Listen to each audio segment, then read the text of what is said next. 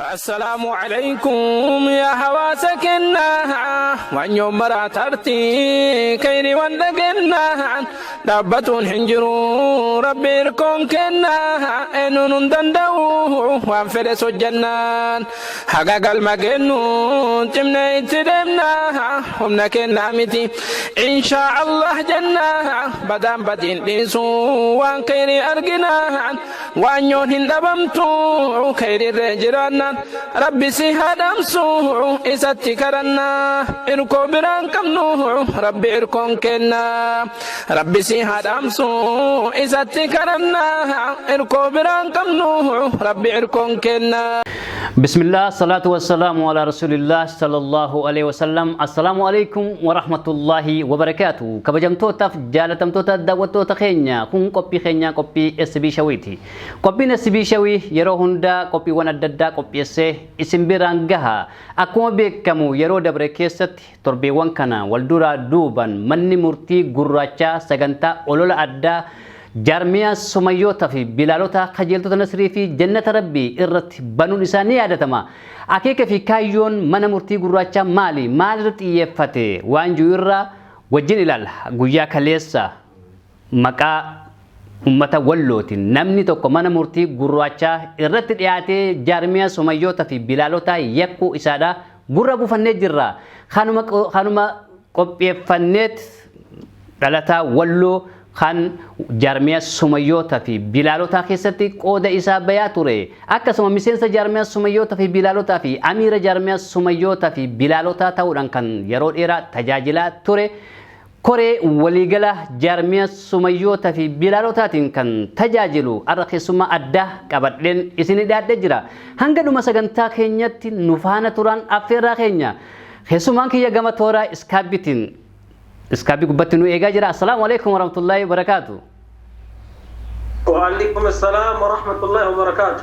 ما شاء الله بلسخي يا رب سرها جالتو خي سما خي خان غيار انتنا تاتي اسرتي ارغمو خيتي فدون سيغلتون فدا مي غما سغنتا خينيتي يرو دبرو اكو بكمو نمتو يرو ولفه مقا والبرا ادو دلوتا وربرا خي سموتا دعوتوتا خينياف مي مقا خانكي ادو دلوتا خيتي في جهه هوجيتان تي جارميا سميوتا في بلالوتا خيست جهه خانكي مي غبابسي نوفيبسي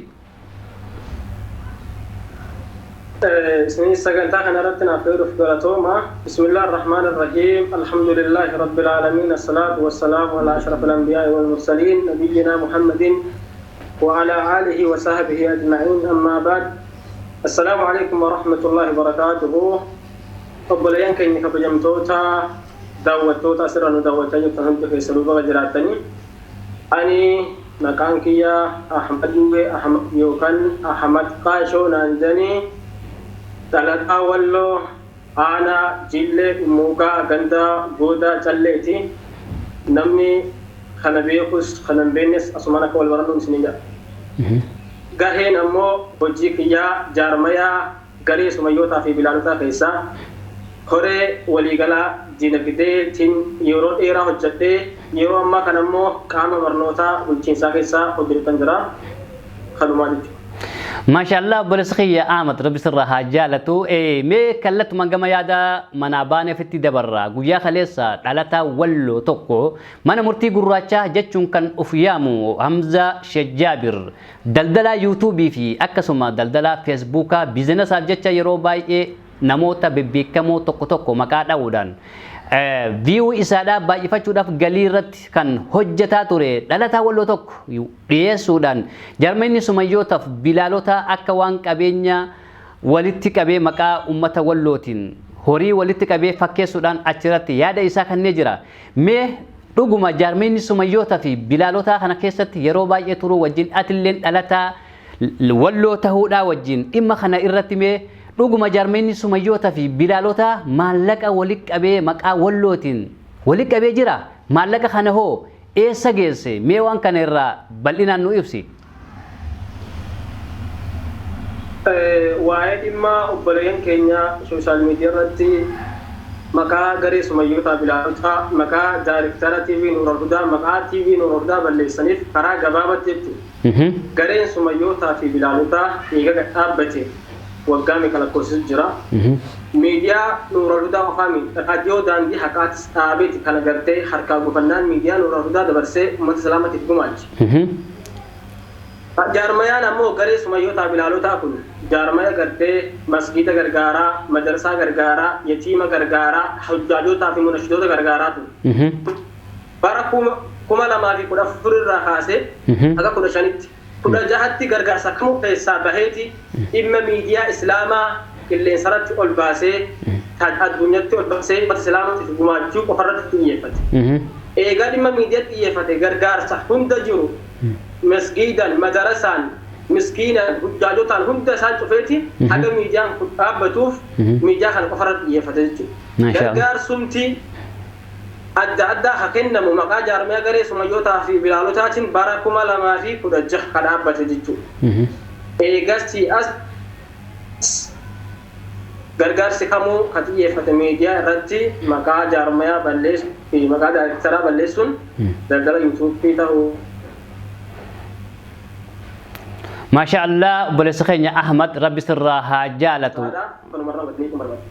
Masya Allah, aku mau kamu akka yaada boleh sekinya cerah saniti Jarmani Sumayyota Bilalota barakumala mafi kuda jalle maka ummata wallotin malaka birri miliona takkafi cina gure barakumala mafi kuda sagalille malaka gure malaka khana immo sagantasan garesan ijare akka ummanni malaka san darbu kan taasise ustaz Xaalibuu Ridallaa nama Xaalibuu Ridallaa jedhamu sani namni summoo nama akkana jeeti isteeppi dheeraa keessa deemee irraa haasa'e mee ati nama qaama diinagdee keessa hojjetaa turee fi akkasuma immoo jaarmaa sumayyoota bilaalota kana keessatti dameelee adda addaa keessatti illee hojjettee jirta dhuguma Xaalibuun sadarkaa gabbu'ee garee ijaaruu keessatti qooda isaa bahataa ture moo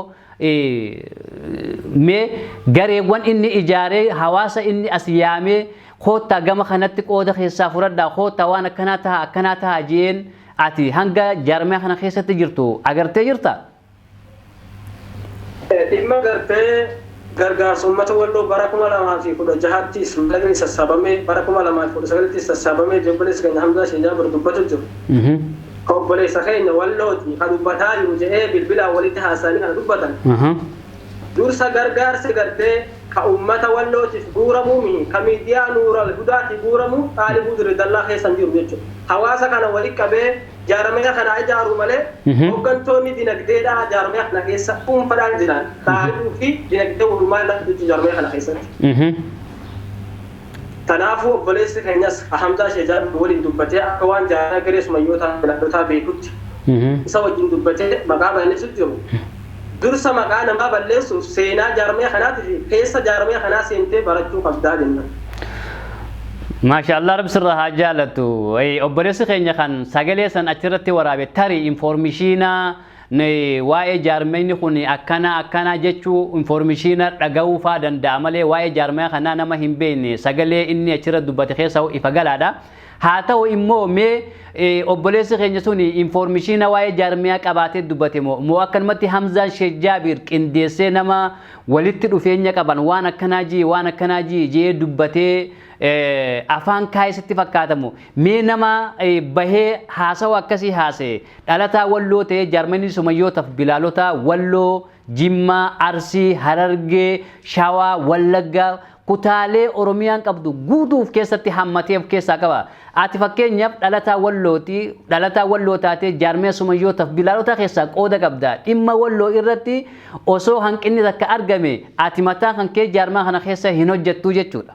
Ani akka mataa kiyyatti namni Arsii tokko waa'een Arsii tuqamee hin dubbatu namni Shawaa tokko rakkinni tokko Shawaa irratti tahee wanni akkanaa geggeeffamee hin callisu jechuudha. Mee nama kana kan yaada akkasii waan hubannoo hin qabnetti yaada akkasii kan kuni nama walloo ta'uu wajjin akkasuma atilleen dhalataa walloo ta'uu wajjii fi miseensa jaarmaya sumayyootaaf bilaalota taatee yeroo dheeraa keessa tajaajilaa jirtuu fi dhimma diinagdee irratti illee informeeshina qabda. Mee waa'ee bara 2019 maallaqa akkanatti ammas Xaalibuu Ridallaa garee ijaaree guuree maallaqni sun hawaasa walloo bira hin dhaqqabne jiru sun dhuguma bara 2019 maallaqni maqaa wallootiin guurame jira obboleessa kiyya Ahmad. Wanni jechuu barbaade bara 2019 lolli biyya keenya keessatti adeemsifamee jira. Ammallee immoo obboleessi keenya Hamzaan Sheejaa warra koomentii isa jala deemee Hamza jabaadhu waan akkasirra jirtu qofa miseenjar kan keessan dubbisee lakkoofsa isaanii fudhatee wal ijaaranii namarra dalagu jira. Waan beekamuudha. Bara 2019 san keessa gargaarsi uummata Wallootii godhame ka jiraatu gareen dhuunfaa ijaarameeti. Hawaasni miseensi Oromiyaa hawaasni ilmaan Oromoodhaa akka jirtutti gargaarsa godheef malee jaarmaya keenya keessa wanta gartee gargaarsa uummata Wallootiif godhame jedhamee maqaa Xaalibuu Rigallaatiinis maqaa garee Sumayyootaa Bilaalotaanis maallaqni qabu jiru hin ja'aan obboleessitee. Mashaallah obboleessa kiyya Ahmad rabbi sirraa haa jaalatu asirratti dhiyaattee ibsa bal'aa nuu kannuu keetiif hedduu galatoomin siin ja'a mee dhumarratti ummata bal'aa viidiyoo kana daawwataa jiraniifis akkasuma immoo dogongora obboleessi keenya mana murtii gurraachaa jechuudhaan qopheessee olola beektota ummata keenya irratti oofaa jiru naggada yuutuubiitiif jecha isa faana bu'anii olola akkanaa oofanii fi akkasuma akka waliigala hawaasa muslimatti mee dhaamsi ati dabarsituuf yoo jiraate dhaamsa dabarsiif carraan sii kanna. Obboleeyyan keenya kan Islaamaa guutuu addunyaarra jiraniif ilmaan Oromootis walumaa galatti wanni hin ta'uu ni barbaadu. Dursa miidiyaan Islaamaa jiru cufuhu kan dhimma dhuunfaa daayirektara tokko osoo hin taane kan uummata Islaamaa ta'uu haa beekan. Eegatanii immoo warra gartee maqaa jaarmayaatis miidiyaa Islaamaatis maqaa balleessu. Namni tokko waan jaalatu sirraa dhabe fakkeenyaaf obboleessi keenya Hamzaan loogii Nuural Hudaa irraa kaasee suuraa isaarra YouTube irra kaatuun ragaawwatin akkamitti wanni sun irra dubbatamaa fi beekadhaan nama jaarmaya kana keessa hin jirre waliin qabatee obboleessa keenya Xaalibuu Rigallaattis jaarmaya kana irrattis bulchisaa jira. Obboleeyyan keenya guutuu addunyaa irra jiru anuma wanni jechuu ni barbaada dhaamsa obbolummaa waan tokko jala giru. Dhaamsaan kan jechuu barbaadudha.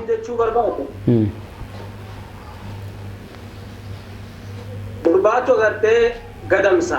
Ayyee. Oon gadamsaa nyaachuudhaaf gadamsa ari'ee hoggaa qabachuu dadhabee akka gadamsi jalaa bahe haa argu taate deema foon keetuu mi'aawu jeen. Ayyee. Amma warri immoo garee kanaa fi Ustaaz Xaalibuu maqaa balleessuu barbaadus warra gartee bakka jaarmayaan kun jiru qaqqabuu dadhabeetu si duuba taa'ee waan kana dalaga. Ayyee. Kanaafuu obboleeyyan mana murtii gurraachattis yaada adda addaa kennitan obboleeyyan Islaamatis wanni gartee maqaa balleessin Hamzaa Jaabir dalaguutti yaada fiqinnaa isaa dhimma daldala yuutuubii qofaadha jechuudha. Dhimmi takka hin jirtu. Ustaaz Ali Sultaan irratti duulaa ture. Duuban immoo kijiba ta'ee hafa. Muuziqaa halaalsuuf waan hin dalagin hin qabu. Booda haraam irratti ta'ee jalaa. Amma immoo uummata Walloo maallaqa uummata Walloo miliyoona 2 Xaalibuun eessa geessee haa jedhu kana ummanni Walloo miidhamee jira. Lola deengaddaatiin buqqee jira. Oonin yaa kana kaase arsii waliin bu'anii yookaan Xaalibuu waliin bu'anii. Agartee yookiin gosaan yookiin gandaan wal baasanii gamta ummanni kun miidhamee ala jiru qalbiin isaanii cabdee Xaalibuu kanatti muufatanii sooshaal miidiyaa kanarratti agartee akka iyyata irratti bananii kan chaharoori banamu jiru. Obboleen keenya Islaamaa guutuun. Dursa waan tokko hubadha. Dhugaa wajjin deema bakka feetan yoo jiraatan dhugaa wajjin deema. Jaalala Xaalibuutiifis jaalala Hamzaatiifis haqarra dabinaadha. Haqni ni jiru TV Nuural Hudaa kan Islaamaa. Xaalibuu Rigallaa daayirektara Nuural Hudaa ta'us mata filate malee waan ofii jaalate aangoo barbaachifachirra taa'ee jechuudha. Kanaafuu maqaa balleessin duratti jaarmaya kana keessa waliin jirres keessa uffanii garee Sumayyootaa Bilaalotaa maal akka ta'e hubattanii obboleessa keenya Hamzaa kanaafis nasihaadhaa walitti silaa namni beekan jallate namni beekan rafe dhagaa'uusanii Hamzaa nama beekan rafesanii jechuudha. Maasha Allah obboleessa kiyya sagantaa kana irratti argamtee ibsa bal'aa nuu kennuu keetiif hedduun si galatoomfadha hanga inshallah sagantaa biraatiin walitti deebinutti nagaa keessanaa jiraadhu. Kabajamtootaaf jaalatamtoota keenya akkumaan keessummaa kiyya kadabre keessatti isiniif dhiyeessetti ammas keessummaa addaa qabadheen isinii dhiyaadhee jira. Mee obboleessa kiyya maqaa kan keetii fi iddoo dhaloota keetii akkasuma immoo gahee ati jaarmaya Sumayyootaa fi Bilaalotaa keessatti qabdu irraanaa dubbadhu gama yaada manaa baaneef dachaana. بسم الله الرحمن الرحيم الحمد لله السلام عليكم ورحمة الله وبركاته كبجمتوتا وردبتوتا يوتا حادث كيسانو بغا نغانا دي كفتانيا كسمت دي بغا نغانا جراتاني Gama gaafii obboleessi keenya Abu Ammar gaafatte yoon isin taru maqaan kiyyaa Mahdi Musa Muhammad jedhama or mujaahidiin isin beekamaa kana keessa ka barbaade yaamuunis beeka biyyaloota kiyyaa godina Walloo Kamisee aanaa Hiilee Dhummuuqaa ganda Wota Jalleeti. Maashaallah obboleessa keenya Mujaahid nuti gaa maqaa ittiin wal barree jaarmee keessatti wajjin tajaajilaa turreen siyaama. Obboleessa keenya Mujaahid sagantaa kanarratti argamtee yaadota nan si gaafadhuuf affeeramtee argamuu keetii galatoomi siin ja'a. Mee akkuma beekamu jaarmayni Sumayyoota fi Bilaalota eega ijaarame irraa waggootan hedduu lakkoofsisee jira. Waggootan hedduu kana keessatti bu'aa fi ba'ii baay'ee keessa dabaree tajaajila adda addaa kennaa ture. Haa ta'u immoo torbee dabre kana keessa maqaa ummata Wallootiin ololli tokko lafaa ka'ee gama mana murtii gurraachaa ja'amuun obboleessi keenya kan yuutuubii naggadu tokko olola sobaa tokko facaasuu eegalee jira. Jaarmayni Sumayyoota fi Bilaalota maqaa Wallootiin maallaqa guuree jira gama miliyoona fi wayii guuree jira. Maallaqa san eessa kaa'e jechuudhaan dhalataa Walloo tokko affeeree yaada irraa fuudhee ture. Dhuguma jaarmayni Sumayyoota fi Bilaalota maqaa ummata Wallootiin maallaqa guuree qaba. Mee ati jaarmee kana keessatti hoogganaa dhalleedha qaama diinagdee keessallee nama hojjetu mee waan kana haala kamiin ibsita obboleessa keenya Mujaahid? Maashaallah gaafii bareedaadha kaaste. Durseen jaarmee kana buurfamuu isaarraa kaasee hanga ammallee keessuma jira ammallee keessuma hojjetaa jira. Akkasumallee gaheen jaarmee kana keessatti akka garee bu'uuratti garee ibsaa Islaamaati achirratti amiira. Akka jaarmee kanatti ishee koree dinagdee waliigalaati. Waan dhiyeenya kanallee deemaa jiru hanga tokko guutumaa guututti illee ta'uu baatu walakkaadha yookaan walakkaa isaadhaa hordofaa ture argaa ture. Maaltu akka deemaa jirullee argee jira. Akkasumallee immoo dhimma hawaasa Wallootti wal qabatee waan ka'amaa jiru irratti deebisaa gochuudhaaf affeeruu keessaniif illee gara deebi'ee galatoomaa isiniin barbaada.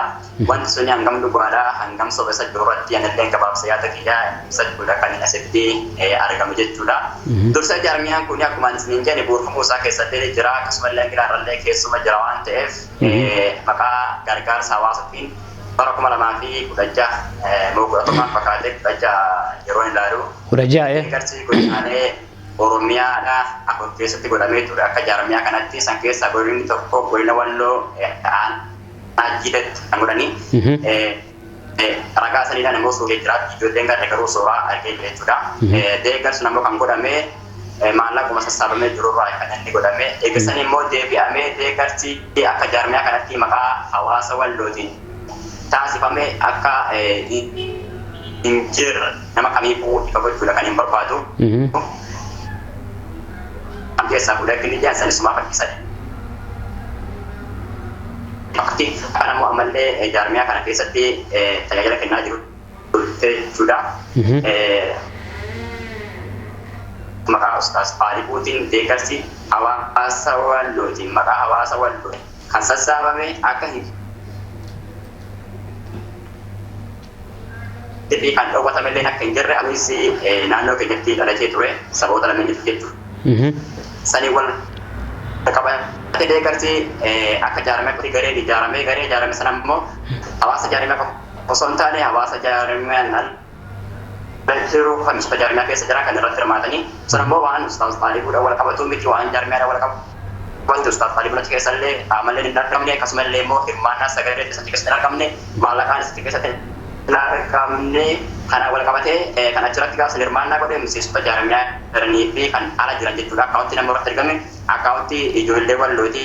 Inni sun ammoo biyya gahee fi hin geessa du'an. Biyya gahee fi dhabuudhaadha wanti irraa quba qabu hin jiru. Garuu maqaa Ustaas Faaliquutii fi maqaa jaarmiyaatiin kan murame akkasumallee immoo akka isaan jiranitti hanga miliyoona kan isaan maqaadhaa jiranii. Garuu achuma irratti yoo sanuma wal qabatee kan dubbannullee taatee jechuudha waan bara 2019 san keessatti gargaarsi yookaan ammoo sassaabbiin akka jaarmiyaatiin alatti godhame gartee akkaan qaaman keessatti hirmaattee sagaleen keessatti hirmaattee beektee jechuudha. kuma dhibba takkaa fi shantama waan hin caalle kan akkasiiti kan godhame kuma miliyoona waan jaamu miti jechuudha miliyoona namni walitti qabuus hin jiru kanatti kanaafuu akkasitti akka hubatamuun barbaada gargaarsi immoo bakkoota hedduutti yeroo san kan godhame sababa walitti bu'iinsi yeroo walitti bu'iinsi uumamu hawaasni tokko rakkoo guddaa irra gaha hawaasni jireenya qabu hawaasni kun ammoo rakkina akkasii rakkina namaan qabaate osoo hin taane keessatti dhaladhee ni beeka hawaasa dalagatti amanuu hawaasa ofiin jiraatu hawaasa mataa kan ta'e jiraachaa jiru waa hundaanuu jechuudha hawaasa baratallee barsiisallee akkasumallee ulamaa fi darasallee walumaa galatti doktorallee qabu hawaasa kanatti maqaa isaaniitillee gadi buufamuun barbaachisaa ta'e miti kanaaf jedhan agartanii hawaasni suni maqaa isaatiin akka jaarmiyaa kanatti gargaarsi akka hin guuramin dhibbatti nama amanu keessa nama beeku keessa nama tokko ta'uu kiyyaa isin hubachiisuu barbaada ammoo deeggarsi kumaan irratti beetan isiniif himaa akkaawunti sana irratti kan gale biyya ga'ee fi gahuu dhabuu isaadhaan hin beeku sana ni keessa hin jiru waan ta'eef akkasumallee yeroo sanitti akkuma beekamu maqaa hawaasa kanaatiin deeggarsi gareen ijaarame gara jechuudha garuu akka hin dhagayetti deeggarsi gama saniin kan agartee alaan godhamellee jechuudha akka jaarmiyaa osoo hin taane fakkeenya warroota biyyoota garaagaraa Awurooppaa Ameerikaa jiraniin guuramee jiraate sunuu biyya hin geenye jechuudha sunuu hawaasa kan geenye hawaasa bira kan ga'ee yoo jiraate isuma agartee ijoollee walloo akka dhuunfasitti akka aanatti akka gandatti akka gootitti ijaarratee walitti dirqama walirra keessee walitti qabdatuun biyya gahee hawaasa madaa'etti akkasumallee immoo waan irraa naaqesatti qaqqabe malee kan biraadhaa akka hin jirre akka hin dhageetti akka hin qubaquutti hangana irraa ibsu barbaada akka jaarmiyaa kanatti immoo malee irra deebi'ee wanti si yaadachiisu barbaadu hin jiru guutumatti hambara 2016 keessa viidiyoo suuraa ragaadhaaf argee ture akka jaarmiyaan kuni yookaan jaarmiyaan SBdha hawaasa wallootiif deeggarsa godhan jechuudha aanaa jiidha dummuu galti anillee dhalata aanaa saniiti ragaa viidiyoo osoo hin taane suuraa arge kana jechuu barbaadetti galatoomadha gaaffii itti aanu ta'uu dandeessa. Mashaallah obboleessi keenya Mujaahid rabbi sirraa haa jaalatu mee walumaa galatti obboleessi keenya tokko sagalee isaa keessatti illee turbatee deebisaa gahaa ta'aaf jennee abdanna walumaa galatti mee dhaamsi ati dabarfatu barbaaddu hawaasa guutuu addunyaa irratti viidiyoo kana daawwataa jiranii sagalee obboleessa keenya daldala yuutuubii fi akkasuma daldala feesbuukaa ajandaawwan adda addaa nama uumee ittiin mashkuula nama godhu kanaaf deebisaan ati qabduuf maal fakkaata obboleessa keenya kan dogongora kana keessa seenee sagalee akkasii isaaf waraabessanii fi akkasuma immoo warroota yaada kanaan shaakalamanii wanni kun hagam takka dhugaa hagam takka soba jaansaniif illee walumaa galatti mee walitti qabdee dhaamsa dabarfatu barbaaddu yoo jiraate carraan siikannee akkasitti xumurra. Ayee gaaffii bareedaadha maashaallah kan gaafatte amma ilaalcha nama tokko keessa kan jiru yookaan waan achitti dalagdu faadhaaf aratti irraa godhuu barbaada kajuun dhabamu la'aan sanii miti akka dhuunfaa keessatti keessa dalaguus dhabni jiraannan haqni dhabnaan nama dubbachuudhaaf haqa himuudhaaf irraa duba deebuu miti kanaaf jennaan akkasitti akka nama hubatan barbaada akka waliigalatti immoo wanti dubbachuu barbaadu yookaan ammoo wanti yaada kiyyaa isaa waliigalatti ibsachuu barbaadu dhimma obboleessi keenya Hamzaa Sheedaa Birii wal qabatee achirratti deebisa tokkollee kennuu barbaadu sun dhimma dhuunfaa isaati maaliif akka inni waan akkasiidha kana dalagaa jiru rabbiin agartee isaatii waan hedduu jiru haa eeguufiin dagartee waan inni dhabee kan waan bira darbaa akkasumallee immoo dhimma obboleessi keenya deebisa gaaffii deebisa waliin godhe irratti dubbate irratti illee maaliif akka obboleessi keenya akasillee jedhanii waan agartee keessa beekuun qabu tarii odeeffannoo dogongoraa argattee tarii immoo waan kana ofii uummatee ani waan hin beekneef sanillee gartee isumaa fanniisa garuu ani waan hin beeku waan hin quba qabu waan ilaallattu qofaan dubbataa jira jechuudha wanti gartee ani irraa quba qabu akkuma asin durallee ibsee isinii dabarse jechuudha hin jiru guutumatti hawaasni keenya kanaan shakkamee kanaan shaagalamee wanti kun dhugaa namoota dhara isa jiru irratti asumarraa kunuugaa afaanuma ijaarraahu akkasumallee immoo afaan nama biraa irraahu deebisaa quubsaa warmas keessa dalagurraa ni argattan jeetti kan amanu jaarmiyaan kun walumaa galatti deeggarsinni hawaasa keenyaaf godhe jiru jechuu barbaadetti isuma kana ammoo gartee waan dhimma obboleessi keenya Hamzaa Sheedaa Biraan sana kumaan siin jee isuma waan isintu jiru fanniisa kanuma jechuu barbaadetti abboo ammaa ta'e. Mashaallah rabbi sirraa haa jaalatu kabajamtootaaf daawwattoota keenya akkuma beekamu bara 2019 keessa gareewwan iddoowwan adda addaatti ijaaramanii gama dhuunfaatiin namuu waan dandeettii isaa bahaa turuun isaa ni yaadatama. Mee nutis waan odeeffannee irra geenye namoota gaafa san akaawwantii garee adda addaa irratti maxxansan hanga dandeenyutti faana buunee kan isin dhiyeessinu ta'a.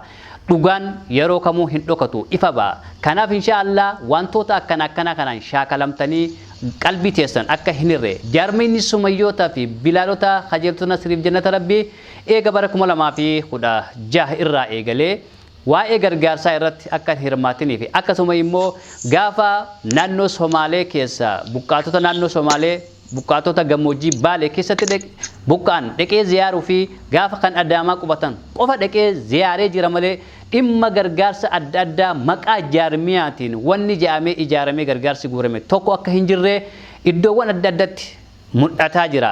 Akka dhalataa Walloo tokkotti obboleewwan keenya mujaahidii fi akkasuma obboleessa keenya Ahmad ibsa bal'aa irratti isinii kannan jennee abdanna.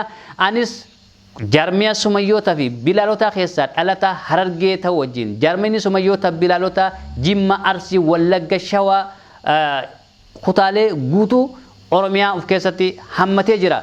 Kanaaf qaamni tokko yoo kan dogongora hojjetu taate isa keessa jaarmeenyi kun yoo maallaqa guuree kanaaf taate namu kutaa adda addaatu keessa jira. Dogongorri gama kanaan argamu akka hin jirre hundi keessanuu akka nu bartan abdii isinirraa qabna. Sagantaan nuti guyyaarraan tanaa qopheeffannee asirratti xumurama. Inshaallah yoo rabbi biraan taate. Carraa kanatti fayyadamee jechuudha kan carraa argadde. Inshaallah itti fufi. Dhimma hawaasa keenyaa irratti waan dubbachuu barbaadu jira. Akkuma beekamu dhiyeenya kana. Turti keenyaa miidiyaalee garaagaraa qofa osoo hin taane namoonni qaama mana jedhanii viidiyoo waraabanis akkuma jirutti rakkoon cimaan hawaasa keenyaa irraa kan ga'e jiru. Hawaasni kun maaliif irra gaafisa jiru? Akkuma asirratti illee dubbadhee dabarsetti hawaasa rakkina biraa rakkina waa nama kadhachuudha yookaan ammoo dalagachuu dhabuu qabu miti hawaasa dalagatee jiraatu ammallee. Akka jiran akkuni. Ammoo gartee ta'ullee rakkoo lolaadhaa waan dhufee lolli maal akka balleessu illee Suuriyaa fi Yaman irraa artiikuudhaa sila biyyoota hangaa tokkollee Itoophiyaa rakkoo qabanii. Kanaaf ammoo rakkoon guddaan hawaasa keenyarraa ga'ee jira rakkoon agartee himamuudhaaf hedduu namatti ulfaatu. Kan agartee hedduu qalbii nama cabsu jechuudha hawaasa keenya ammallee gariin isaadhaa ala jiraataa jira. Garuu biyya ofii irraa ijaaramee biyyuma sanarra jiranii ittuma jiranitti manni irraa gubatee qabeenya jalaa barbadaa'ee kan kana barbadeesse namoonni beeytuu waraanaa. Waraanni maal akka dalagu lolli maal akka balleessu walumaan kan beeku jechuudha. Sun dalagamee jira kanaafuu namoonni karaalee garaagaraatiin hawaasa kana deeggaruu barbaadan dhimma biratti fudhatanii osoo hin taane dhimma keessa deeggartanii hawaasni waan biraatiif osoo hin taane hawaasa lolli irra gahe waan ta'eef akka gartee ammallee namoonni deeggaruu barbaadan yoo jiraatan akka deeggarsa kan ala jiru alaa galchanii kan manni jalaa gubate mana jaaruu keessatti akka isaan qooda irraa fudhatan waa biyya dabarsuu barbaada. Hawaasni kun yoo agartan hedduun isaanii manni isaa jalaa gubate manoota gartee sila gatti jabaadhaan bitamu gatti jabaadhaan ammoo ijaaramu bulukeetii fi waan garaagaraatiif manni isaanii kan jalaa gubate. Fakkeenyaaf yoo ilaalle yeroo ammaa kanatti mana akkasii keessatti gartee ijaarrachuun hedduu ulfaataadha. Cinaa dhaabbatanii hawaasa kana keessan ta'uu isaadhaa hubattanii hawaasni kun rakkoon kun irra ga'uu isaadhaa hubattanii akka ammallee cinaa dhaabbattan asumaanuu annillee nagartee waamichi isinii godhuu barbaada carraa kanatti fayyadameetti hedduu galatooma hawaasni keenyaa kan baadiyyaa kan qaabatu kibbaa kan hordofaa jirtan waan hordoftaniif hedduu galatooma barbaada kan waan antu yoo gaatu gara jiraatu baate. Mashaallah balasa keenya galatoomi ulfaadhu. Assalaamu alaikum wa rahmatullahi wa barakaatuh. Waalaikum salaam wa rahmatullahi wa barakaatuh. Kabajamtootaaf jaalatamtoota daawwattoota SB Show kun qophii keenya qophii keessummaadhaati. Qophii keessummaa keenya inshaallah barnoomsa guddaa irraa argattan jennee abdanna. Egaa akkuma beekamu Hamzaan Sheikh Jaabir sababni inni olola miidiyaa Nuura Hudaati fi akkasuma daayirekteera miidiyaa Nuura Hudaa jaarmiyaa sumayyoota fi bilaalota irratti gaggeessuuf tokko viidiyoo Nuura Hudaa irratti maxxanfame sababa inni achirraa buusee yuutuubii isaa irratti maxxanseef dhaabbanni yuutuubiidhaa copyright isatti erguu irraa kan ka'e sababa kanaaf jecha Nuura Hudaatu copyrightii akkanatti ergan taasise jechuudhaan olola kana bane sababa kanaaf kan inni haga ammatti isteeppii dila kana deemaa jiru ta'uu isaadha.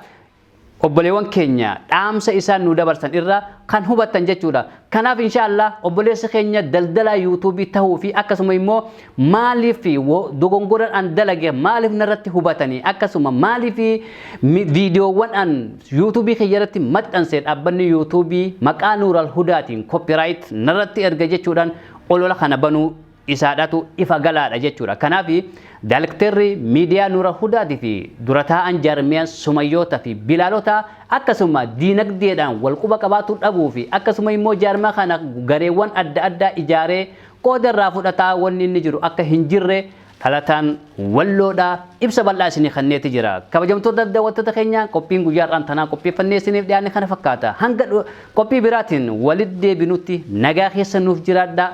Wassalaamu alaikum wa rahmatullahi wa barakaatuh.